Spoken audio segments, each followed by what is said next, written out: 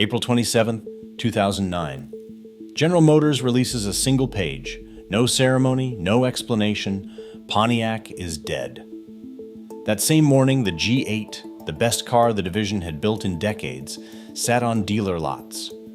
Pontiac's finest machine arrived the exact day its death notice went public. That was not coincidence. That was a boardroom decision. And the people who made it had been engineering this kill for years. The end came in a single page.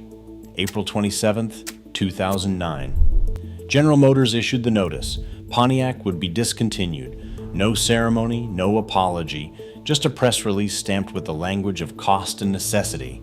The words were blunt. Pontiac, once the badge of American horsepower, was now a line item in a bankruptcy plan. Dealers opened their doors that morning with the G8 still fresh on the showroom floor. The G8 was everything Pontiac had fought to be. Rear-wheel drive, V8 power, tuned by engineers who still believed in speed. It stood out in a sea of bland sedans, a reminder of what Detroit could build when it cared. Yet as the press release landed, the G8's arrival turned from hope to insult. The best car Pontiac had made in decades was orphaned the very day it reached the public. There was no press conference, no tribute to workers or engineers, just a corporate decision, finalized behind closed doors, delivered by email and fax. Pontiac employees learned their fate in the break room, reading the same lines that Wall Street analysts received. The message was clear. Pontiac's future had been decided far from the factory floor. A car company killed by its own parent, not by its rivals. How did a brand that once defined American muscle end up erased with a memo? In 1963, General Motors handed down a rule.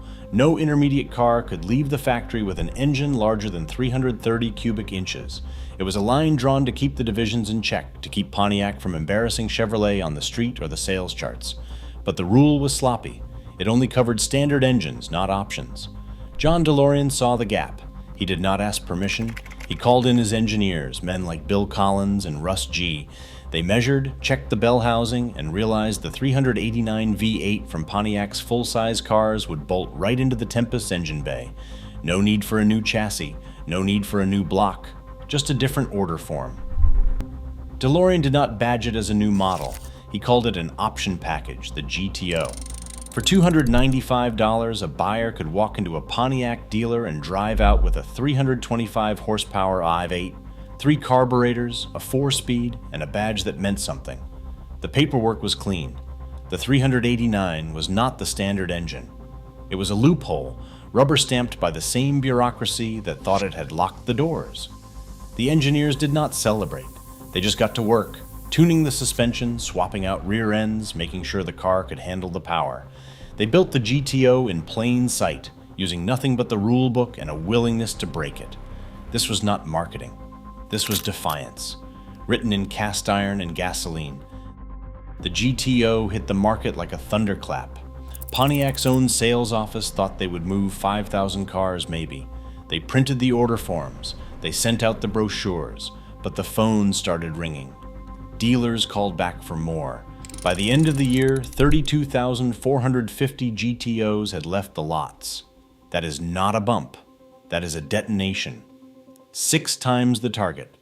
500% over what the brass predicted. The sales ledger did not need interpretation. The GTO was not just a hit, it was a phenomenon. The press called it the first true muscle car. Rivals scrambled to copy it. Ford and Chrysler tore apart their own rulebooks, desperate to catch up. The GTO badge became a ticket to the street wars of the 1960s. Young buyers lined up for a chance at 325 horsepower and a 4-speed. The demand forced Pontiac to ramp up production in the middle of the model year. There was no going back.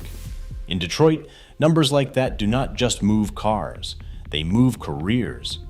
John DeLorean was 40 years old when the results landed on the executive floor. He became the youngest general manager in Pontiac's history. The GTO's success was his calling card. The man who broke the rules got the corner office. For a moment, it looked like nothing could stop Pontiac. The clamps came down hard. In 1963, GM's top brass banned every division from racing. No more factory-backed dragsters. No more NASCAR glory. The message was clear.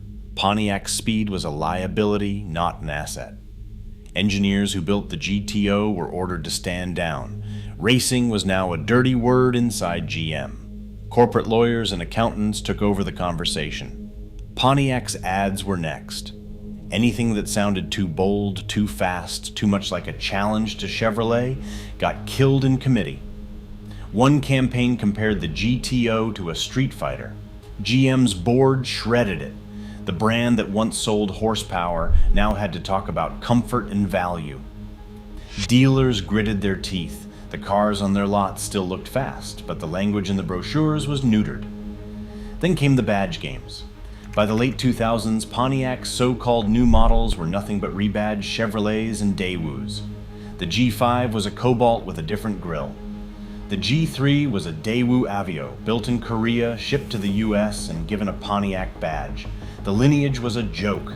Pontiac's engineers were sidelined, their budgets slashed. Research and development was gutted.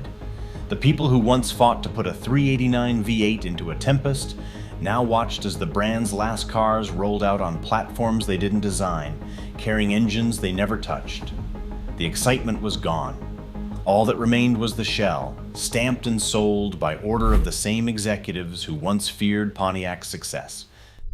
The numbers told the story long before the press release. In 2008, Buick sold 1.1 million vehicles worldwide. Pontiac sold just over 500,000. On paper, Buick outsold Pontiac 2-1. But the real decision wasn't about volume. It was about profit.